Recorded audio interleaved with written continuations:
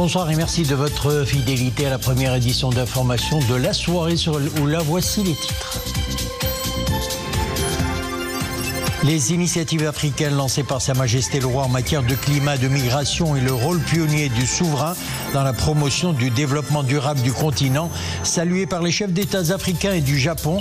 C'était lors de la tenue à Yokohama de la 9e conférence internationale de Tokyo sur le développement de l'Afrique, conférence qui a clos aujourd'hui ses travaux. Sur haute instruction de Sa Majesté le Roi, président du comité Al-Quds, l'arrivée à Rza de la nouvelle aide humanitaire est distribuée aux populations les plus vulnérables de la bande de Rza. Les aides marocaines sont composées d'environ 100 tonnes de denrées alimentaires, de médicaments, de tentes et de couvertures.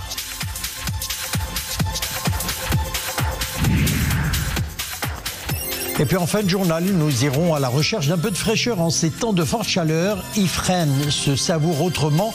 La nuit tombée, c'est la ville paisible où l'on ne s'ennuie jamais. C'est aussi la ville où l'on prend son temps pour renouer avec l'essentiel. La 9e conférence internationale de Tokyo sur le développement de l'Afrique, TICAD 9, a clos ses travaux à Yokohama au Japon. Dans sa déclaration finale, les chefs d'État africains et du Japon ont tenu à saluer les initiatives africaines lancées par Sa Majesté le Roi en matière de climat, de migration et le rôle pionnier du souverain dans la promotion du développement durable du continent. Les développements avec Sofia Fegroud et Abdelhanin Jmi. Les initiatives lancées par Sa Majesté le Roi Mohammed VI et le rôle pionnier du souverain dans la promotion d'initiatives continentales majeures liées au climat, à la migration et au développement durable de l'Afrique, saluées par les chefs d'État et de gouvernement de l'Afrique et du Japon. C'était à Yokohama, dans la déclaration finale sanctionnant les travaux de la 9e conférence internationale de Tokyo sur le développement de l'Afrique, TICAD 9. L'occasion pour les participants de mettre en avant le rôle des 3 commissions climat établies durant le sommet africain de l'action dans l'adaptation et l'atténuation de l'impact des changements climatiques pour les pays africains.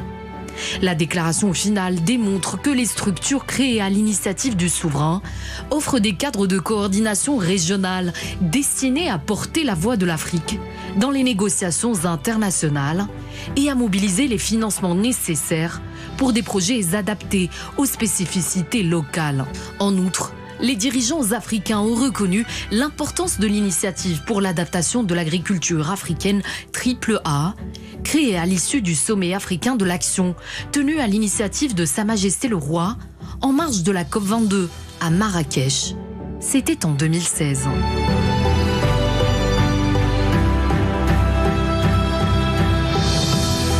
Sur le volet migratoire, les chefs d'État ont exprimé leur plein soutien à l'opérationnalisation de l'Observatoire africain des migrations, créé sur haute initiative de Sa Majesté le Roi, en sa qualité de champion de l'Union africaine pour la question migratoire. Inaugurée à Rabat en 2020, cette structure migratoire centrale de l'UA a pour mission de collecter, analyser et partager les données sur les flux migratoires, afin d'appuyer l'élaboration de politiques publiques éclairées et de renforcer la coopération internationale en la matière.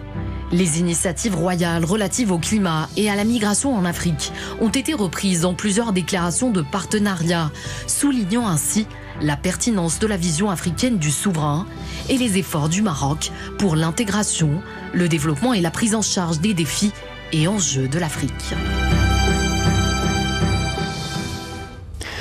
Les aides humanitaires envoyées à Rza sur haute instruction de Sa Majesté le Roi, président du comité Al-Quds, arrivées à bon port, continuent d'être distribuées aux populations de la bande de Rza.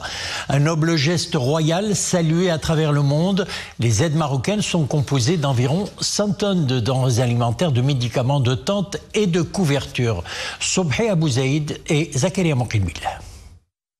Des camions chargés d'aide humanitaire marocaine entre dans la bande de Gaza. Cette nouvelle cargaison de produits alimentaires et de médicaments vient alléger les souffrances endurées par les populations civiles. Dans un contexte de crise humanitaire aiguë, ces aides apportent un minimum de réconfort et de soutien aux Palestiniens. الحمد لله كما وعدتمونا استمر العطاء المغربي La générosité marocaine est tout le temps active. Cela se voit avec ce nouvel envoi qui nous est d'un grand secours. Il permettra de réconforter les familles palestiniennes de Gaza, dont leur détresse qui dure depuis plusieurs mois. D'un volume d'environ 100 tonnes, cette aide comprend des produits alimentaires de première nécessité, destinés spécialement aux enfants et aux nourrissons, des médicaments et des produits chirurgicaux. Cette livraison supplémentaire est l'expression renouvelée du soutien marocain à la cause palestinienne et de la solidarité constante et infaillible du peuple marocain envers le peuple palestinien frère. Les aides marocaines répondent aux besoins des différentes catégories de la population. Nous avons réussi à envoyer pour l'instant 1500 paquets d'équipements destinés aux enfants, 3500 paquets de denrées alimentaires et plus de 2000 paquets de farine. Le Maroc a de tout temps été de notre côté. Le peuple marocain est connu pour sa bravoure, son soutien et son empathie. Un grand merci à Sa Majesté le Roi et aux Marocains pour leur aide qui nous soulage beaucoup. Puissent vos efforts soient récompensés et gratifiés de paix et de bonheur. La nouvelle aide humanitaire envoyée dans la bande de Gaza est une illustration de la solidarité agissante du royaume envers le peuple palestinien, une expression de la préoccupation constante de Sa Majesté le Roi quant à la situation humanitaire critique que traverse la population de Gaza. L'ONU vient d'ailleurs d'annoncer officiellement la famine Arza où 500 000 personnes se trouvaient dans un état catastrophique. Selon ces experts, c'est le niveau de détresse alimentaire le plus élevé, caractérisé par la famine et la mort selon le cadre intégré de classification de la sécurité alimentaire. Nous ne pouvons pas laisser cette situation perdurer en toute impunité, a déclaré pour sa part le secrétaire général de l'ONU, Antonio Guterres. Nous avons besoin d'un cessez-le-feu immédiat, de la libération immédiate de tous les otages et d'un accès humanitaire total et sans entrave, a-t-il ajouté.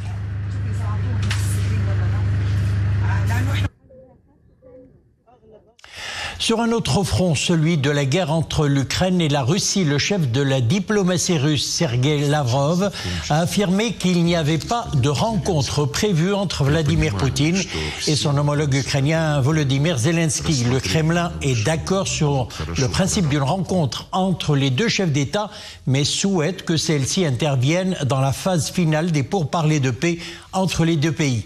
Par ailleurs, Moscou a revendiqué aujourd'hui la prise de 3 villages dans la région de Donetsk, dans l'est de l'Ukraine, intensifiant la pression militaire sur le terrain. Malgré une amélioration de la situation due à la baisse des températures, le Portugal lutte toujours contre de violents incendies, dont un dans le centre du pays, notamment à Arganil. Près de 1600 pompiers appuyés par des moyens aériens sont toujours mobilisés pour tenter de venir à bout des flammes. Selon les données du système européen d'information sur les incendies de forêt, près de 276 000 hectares sont partis en fumée depuis le début de l'année au Portugal. Après les feux, je vous propose une virée fraîche et où de mieux que Ifrane pour s'échapper de la chaleur estivale. Grâce à son doux climat, ses parcs et ses forêts, Ifrane connaît une grande affluence. La destination fait l'unanimité auprès des vacanciers de passage. C'est ce que nous allons d'ailleurs découvrir dans ce reportage signé Mohamed Natek, Ahmed Fadeli, Maria Oued. À Ifrane, de jour comme de nuit, sur les places piétonnes, non loin du mythique lion de pierre, accoudés aux fontaines lumineuses, les visiteurs de passage prennent le temps de se faire plaisir. Instant détente pour les uns, gastronomie pour les autres et activités sportives pour les plus téméraires. Ifrane est une jolie ville à découvrir où il y a des tas de choses à faire. C'est une destination très propre et accueillante où les enfants peuvent s'adonner à des activités en plein air en toute sécurité. Et au cœur de celle que l'on surnomme la Petite Suisse, les traditions marocaines ne sont jamais loin. Des petites boutiques éphémères proposent à toutes celles et ceux qui le désirent de s'essayer à la mode amazigh. De quoi faire le plein de souvenirs. Ifrane est une ville absolument magique. Voilà pourquoi nous sommes venus en famille y passer quelques jours de vacances. D'ailleurs, la nuit, il y a plein de choses à faire. J'en ai même profité pour revêtir cette tenue traditionnelle amazigh et me faire photographier. Riche de son climat tempéré, à l'abri des fortes chaleurs et de ses nombreuses attractions touristiques, Ifrane a réussi une belle saison touristique. En ce moment, il y a beaucoup de touristes qui viennent visiter notre belle région. Ce sont principalement des Marocains résidant à l'étranger et des visiteurs étrangers. Ils sont pour la plupart à la recherche d'un peu de fraîcheur et de calme. Ce sont des voyageurs qui aiment être au contact de la nature, se promener, se faire plaisir. Avec sa forêt de cèdres légendaire, ses parcs verdoyants et son cachet européen, la destination fait l'unanimité auprès des vacanciers. Une cité où l'on prend le temps de se reconnecter à l'essentiel. Sport Chan 2024, les Lions de l'Atlas affrontent en ce moment même la Tanzanie en quart de finale du championnat d'Afrique des Nations au stade Benjamin Mkapa à Dar es Salaam. Le score est toujours de 0 partout à 5 minutes du coup de sifflet final de la première mi-temps. Mené par un Oussama El Mlioui prolifique avec 3 buts à son actif et artisan de la victoire des Lions de l'Atlas face à la RDC et du capitaine Mohamed Rabi Hrimet. Les Lions de l'Atlas font face, il faut le dire, à un adversaire coriace, la Tanzanie, et rappelons-le, le pays co-organisateur de cette 8e édition du Chan. Nous allons à présent à Mdirk dans le cadre des festivités commémorant la fête de la jeunesse qui coïncide cette année avec le 62e anniversaire de Sa Majesté le roi Mohammed VI.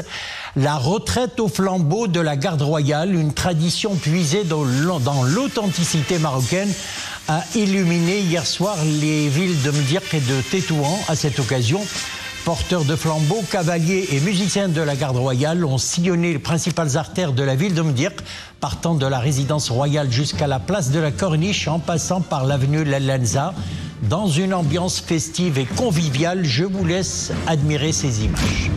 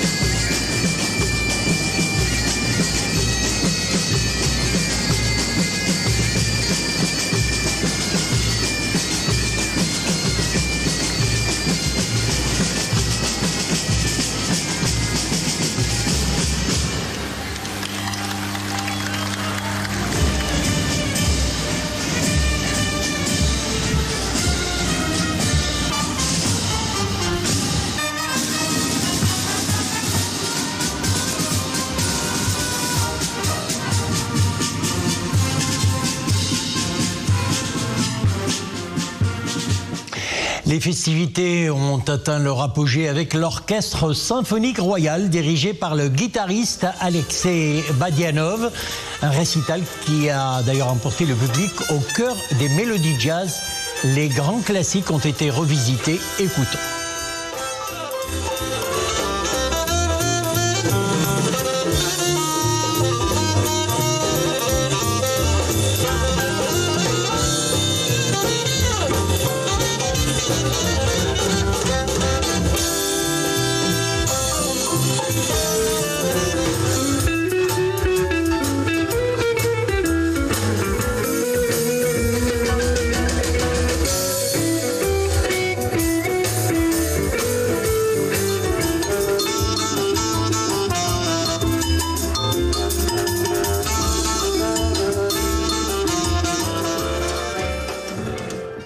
Voilà, c'est la fin de notre édition. Merci de nous avoir suivis. L'info revient sur Loul à 21h. Bon week-end et à bientôt.